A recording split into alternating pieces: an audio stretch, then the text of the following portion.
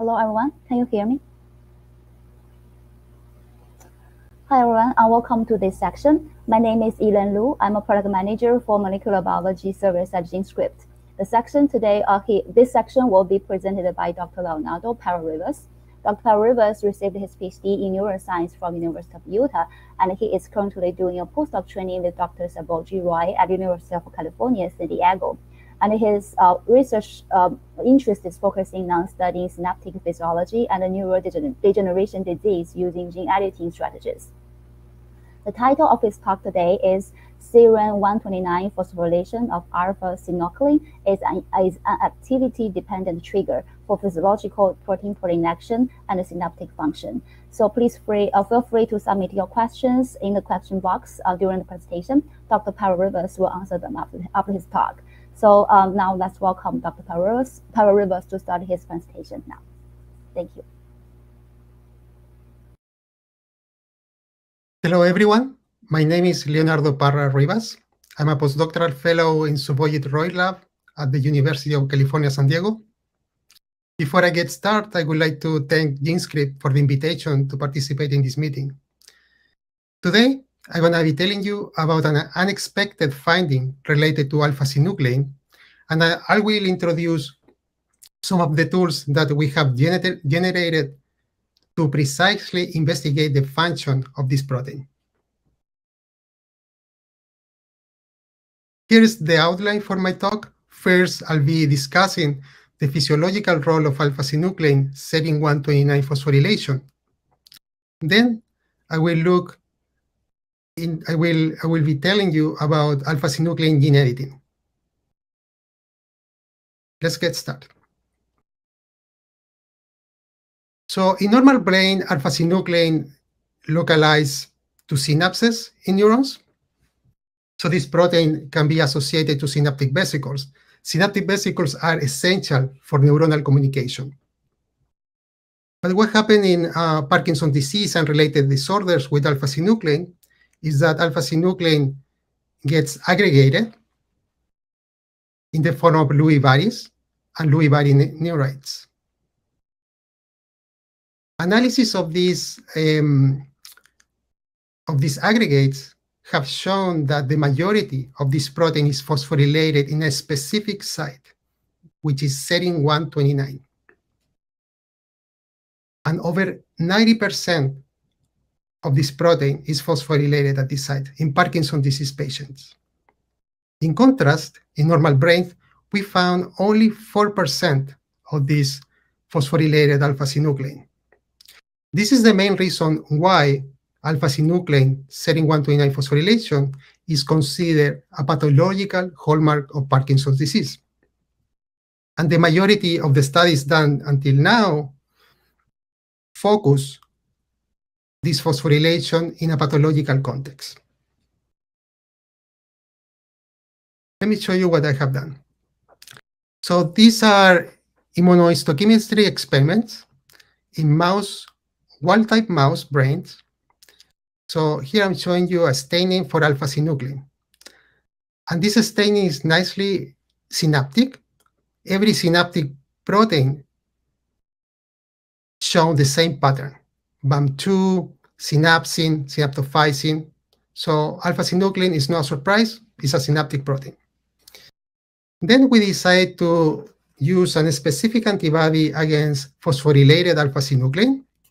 And what we found was that there was a specific and restricted expression of Serine-129 phosphorylation. We found localization in the olfactory bulb, superficial cortex, hippocampus region, and dopaminergic regions, as well as other regions. If we focus a little bit closer in the hippocampal regions, what we can see is that there is nice synaptic staining. But in addition to that, we observe localization in the nuclei.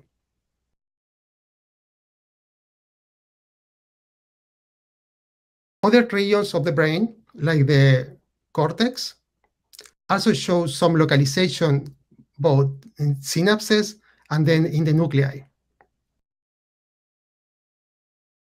So we are very confident about the specificity of this antibody, mainly because we have done additional experiments to dephosphorylate using phosphatases, and then we fully eliminate the phosphorylate, the staining.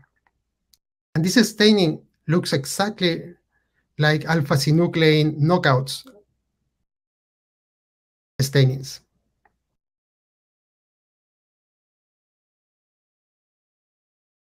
This specific localization of alpha-synuclein, phosphorylated alpha-synuclein, suggests that might be doing something physiologically. In fact, if we do sequence alignments across mammals, we see that this specific site, the Serine-129, is highly conserved, supporting this potential idea that the phosphorylation of synuclein plays a physiological role. When we look at the expression of phosphosynuclein in hippocampal cultures, these are hippocampal cultures, we see that phosphosynuclein localized to the nucleus, shown here in magenta, but also localized to synapses. And we see this nice co-localization with a synaptic vesicle marker BAM2. This image is amplified here in the right panel. In the Roy lab, we combine hippocampal cultures with optical probes to examine synaptic vesicle recycling.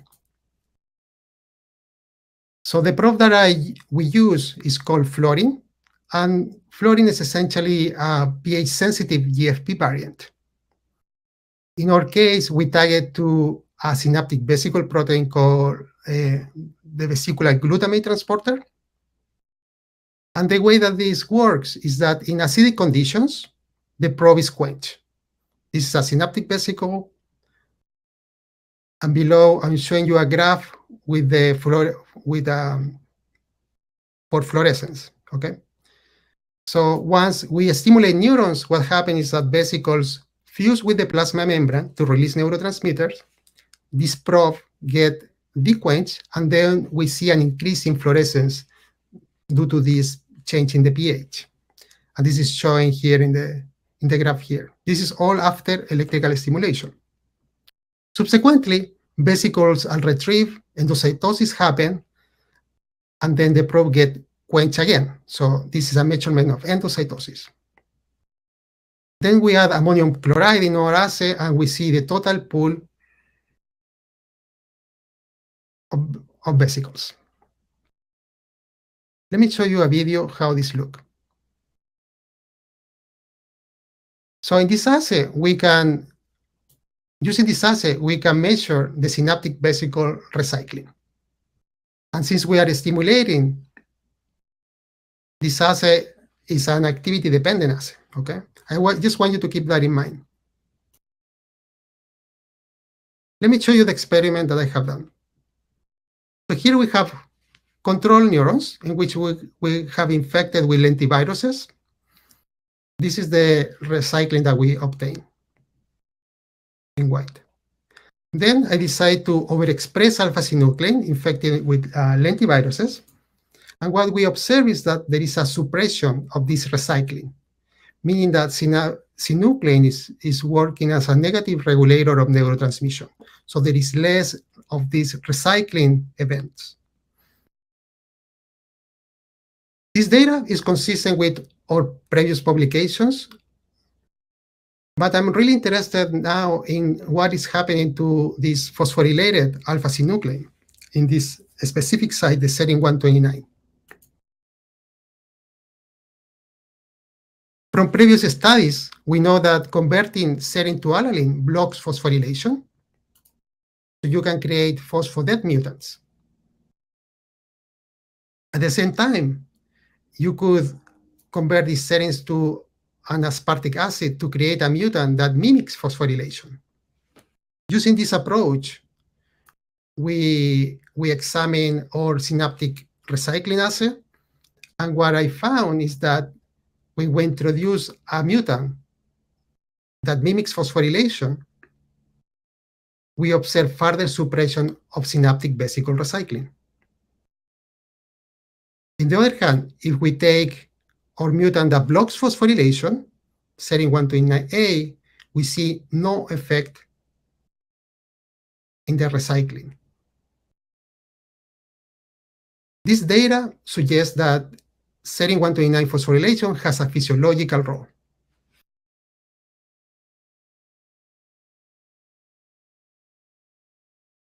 Since fluorine is an activity-dependent assay, we then wonder whether neuronal activity could increase phosphorylation at the Serine-129 site. To do this, we took two approaches. The first one, we electrically stimulate hippocampal neurons that were placed in these multi-electrode array plates. And then we use the same paradigms as our fluorine assays to stimulate the neurons. Subsequently, we lyse those neurons, and then we run Western blots. As you can see in the right panel, what we found is that after electrical stimulation, there is a dramatic increase in Serine-129 phosphorylation. We do not observe changes in the total amounts of synuclein or changes on tubulin. In addition, if you block neurotransmission by using TTX, which is a sodium channel blocker, this effect is not observed. And here is the quantification for that. Essentially, electrical stimulation increased Serine-129 phosphorylation. The second approach that we took was to use a pharmacological drug called 4-aminopyridine, 4AP for short, which is a potassium channel blocker. So we incubate our neurons hippocampal cultures at different time points, and then we lyse them and run Western blots. What we found is that there is essentially a time-dependent increase in Serine-129 phosphorylation, shown in the first panel. There, we did not observe changes in the total amount of synuclein, tubulin, or PLK2, which is the kinase that is in charge of phosphorylating synuclein at this specific site. And here I'm showing you the quantification.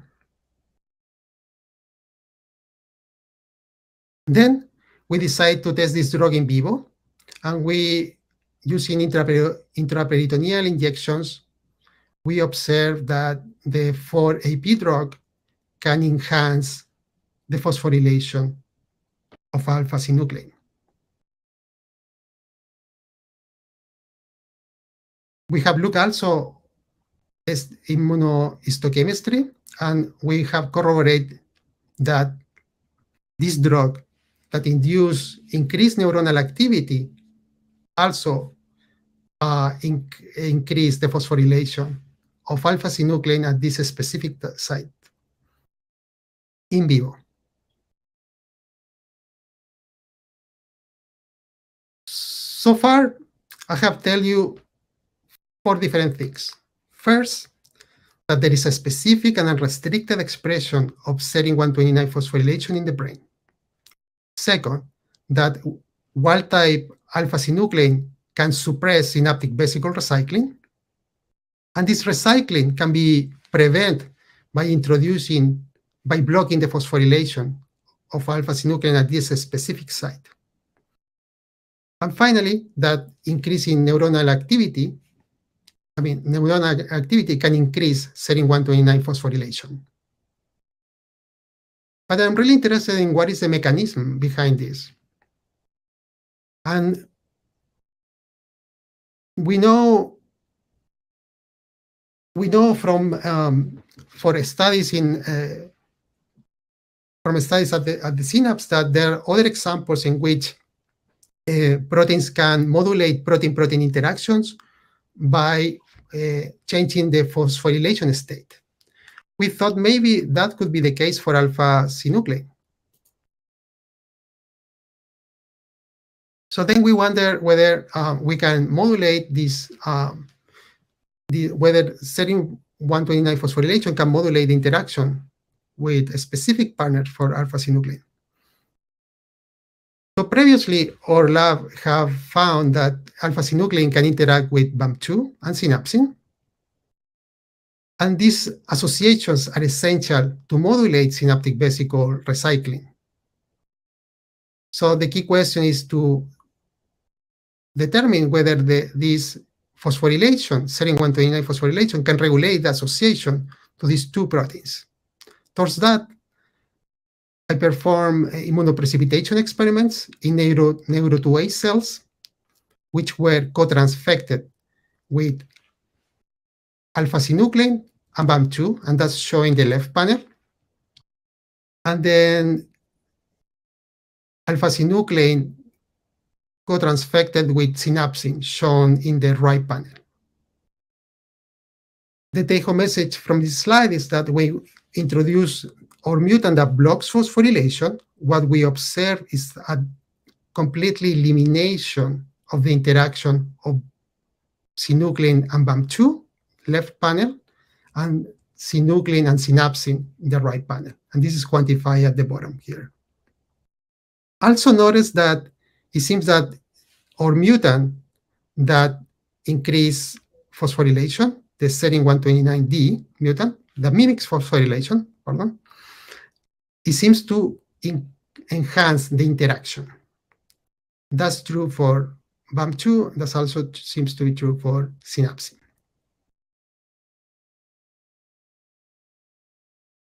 To evaluate the interaction in a more native context, we purify GST fusion proteins containing our wild-type synuclein and the two mutations, the phosphomimetic mutation and the phosphodead mutant. And then we incubate it with mouse brain lysets. And then we ask whether native BAM2 and native synapsin can bind to these proteins. What we found is, once again, blocking the phosphorylation of alpha-synuclein completely disrupt the interaction with BAM2 and synapsin. And this is quantified here. Once again, we see an enhance in the binding when we have our phosphomimic mutant, suggesting that phosphorylation triggers the association to BAM2 and synapsin. But then the question is how this single phosphorylation event modulate alpha-synuclein interaction. So in collaboration with the Rangamani lab at UCSD, we took collab fold structures, and then we create atomic simulations with our artificial bilayers. So these artificial bilayers resemble synaptic vesicles, and we have these two conditions. In the left panel, we have an unphosphorylated state, and in the right panel, we have a phosphorylated state. What we found is that in the phosphorylated state, there is a dramatic change in the conformation of the C-terminus of alpha-synuclein, which is different to the unphosphorylated state. Let me show you a movie. So these are our simulations. And here you can see clearly this conformational change that is happening at the C-terminus.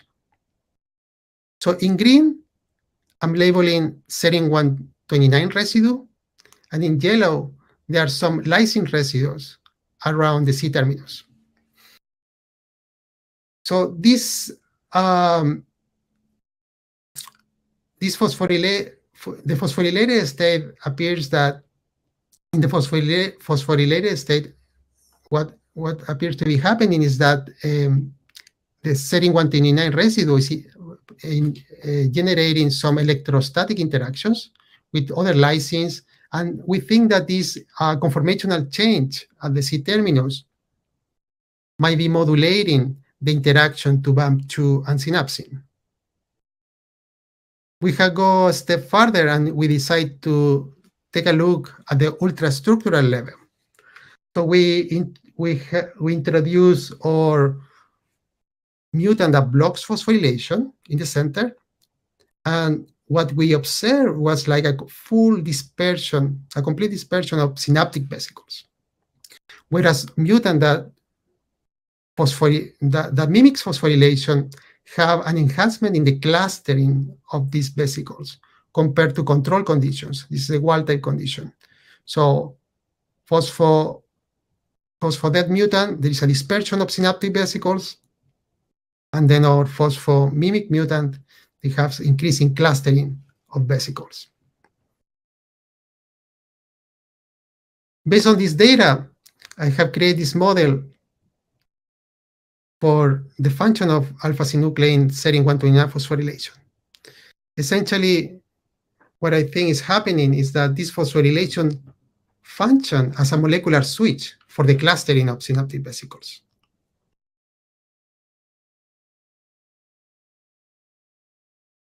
So I would like to highlight the findings that so far. First, I told you that serine-129 phosphorylation localization is specific and restricted in the brain. I show you data supporting that blocking serine-129 phosphorylation prevented α-synuclein induced synaptic vesicle suppression. Then I show you data demonstrating that neuronal activity is able to increase serine-129 phosphorylation both in vitro as well as in vivo. And then this phosphorylation seems to play a key role in the interaction with BAM2 and synapsin, two key synaptic vesicle proteins. And finally, I show you some modeling in which serine-129 phosphorylation appears to induce a conformational change at the C-terminus. And once we analyze synapses using electron microscopy, we observe that this phosphorylation seems to play a key role in the clustering of synaptic vesicles.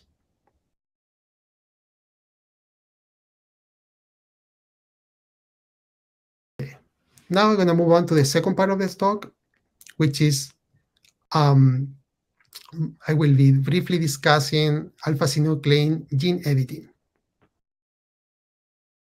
In recent years, α-synuclein attenuation has evolved as a favorite therapeutic target against Parkinson's disease. The main reasons for that is that α-synuclein aggregation occurs in Parkinson's disease. Also, it's been found that there are duplications and triplications of α-synuclein gene in familial Parkinson's disease.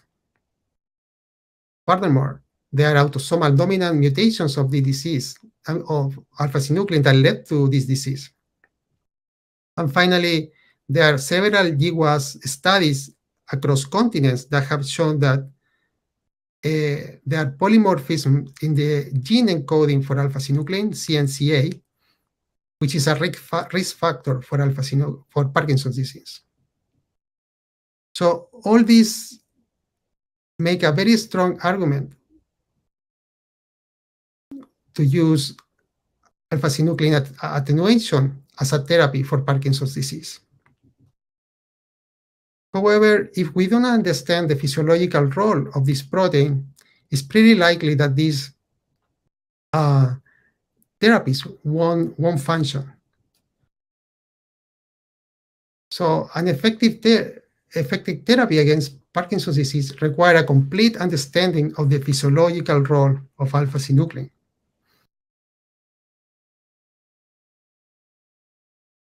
So why it's been so hard to figure out the normal function of this protein?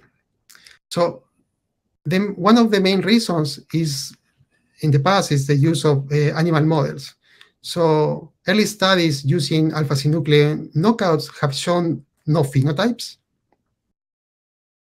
And later on, it was discovered that there was some compensation from family members of the synuclein family, like beta-synuclein and gamma-synuclein. Subsequently, researchers have developed triple knockout mice. However, there is a lot of dysregulation of several synaptic proteins on these animals, which makes very hard to provide a clear interpretation about the role of alpha-synuclein in these animals. Because of these complications, we decided to take a different approach.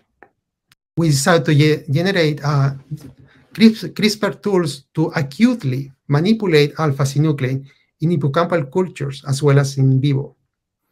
So in the top panel, I'm showing you CRISPR deletions for alpha-synuclein. We have effective guides that can completely eliminate the expression of alpha-synuclein. In the bottom panel, where I'm showing you CRISPR activation, in which we can specifically activate the expression of synuclein by using this approach.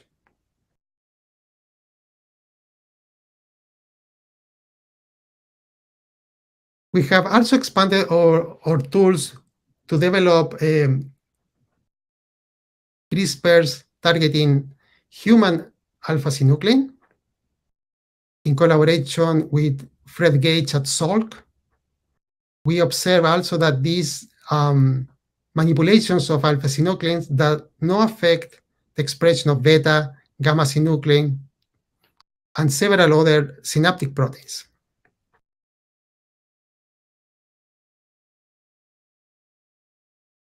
Using retroorbital AAV delivery, we also have shown that we can reduce alpha-synuclein in vivo.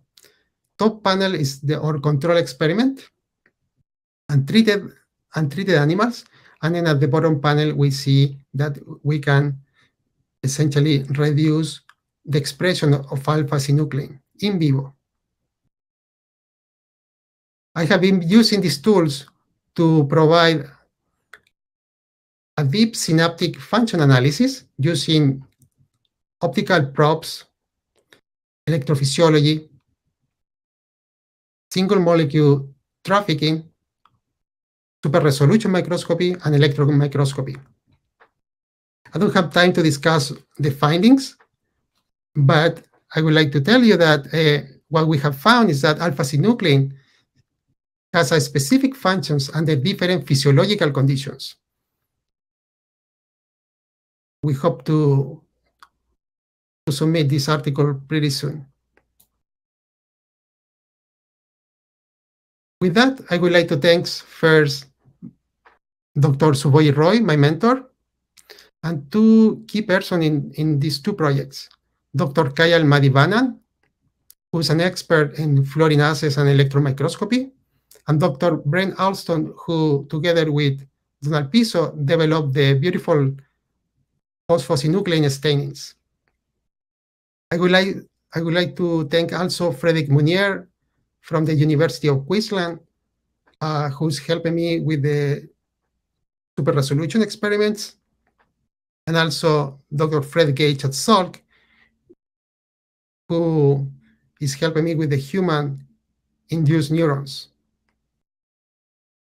Also, I would like to thank my funding sources, and of course, I would like to thank GenScript for the reagents used in these studies. So from gene synthesis to all the way to lentiviral production. With that, I would like to take some questions. Thank you.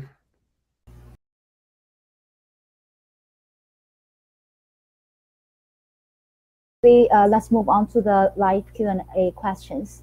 So if you haven't done so, please enter your questions in the question box. So let's start from the first question. The first question I got for you is, have you looked at the mechanism of phosphorylated Serine-129 localizations? Like it means, I think also, that means what kind of factors or proteins are involved in this localization? So is there any? So if I understand correctly, the question is what are the factors involving this specific localization across the brain or within the neurons? So there are two things. So so we definitely see a specific localization across brain stainings. So we are actually pursuing different approaches to identify key components that are involved in this specific localization in the different subset of neurons. The second, the second part is looking at the localization in the nuclei and the synapses. So this specific localization is likely due to different transport proteins, but we haven't looked in details. So we are very excited about our findings, but in the future experiments, we are planning to look in detail what are those components. What we have identified is that there are key proteins that are involved in the association and the function with synuclein so far. But in the future experiments, we would like to see what are those components that could be helping the transport of synuclein. Okay, thank you. Sounds great. And the second question would be like, could the neural activity have a physiological impact on a synuclein Serine-129 phosphorylation? Can you repeat the question again? Sorry, yeah. I got disconnected.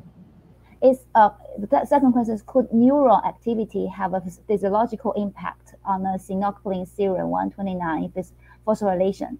So you have showed that the Serine-129 phosphorylation has an impact on the activity, right? So neural activity. So on the other hand, does the neural activity will have effect on the phosphorylation of Serine-129? Do they affect each other?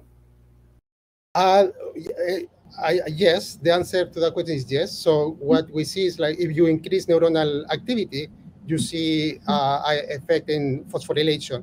At the same time, after that, we're performing electro-EM experiments to show that what happened at the ultrastructural level. And what we see is that when you increase you do electrical stimulation, you see the dispersion of synaptic vesicles. So it's very likely that the physiological contribution of α-synuclein phosphorylation and neuronal activity has to do with the dispersion of synaptic vesicles at the synapse, and also a way to regulate the fusion of these vesicles to release neurotransmitters. Okay, yeah, sounds good. Thank you very much. So we have a question. We have time for the last question, which is does the α-synuclein Serine-129 phosphorylation modulate the synuclein protein-protein interaction? Does it modulate like directly or indirectly, you think? So we are confident to say that there is a direct modulation of protein-protein interactions. There are definitely, we have looked specifically at BAM2 and synapsin, two main previously described interactors of synuclein, and we see that this phosphorylation impacts the binding of these two proteins. So in addition to that, we have done some proteomics studies and have shown that I have observed essentially there is a completely different pool of proteins that binds synuclein when it's phosphorylated and versus when it's in this unphosphorylated state. So it's definitely a complete signature of proteins. I see. That sounds great.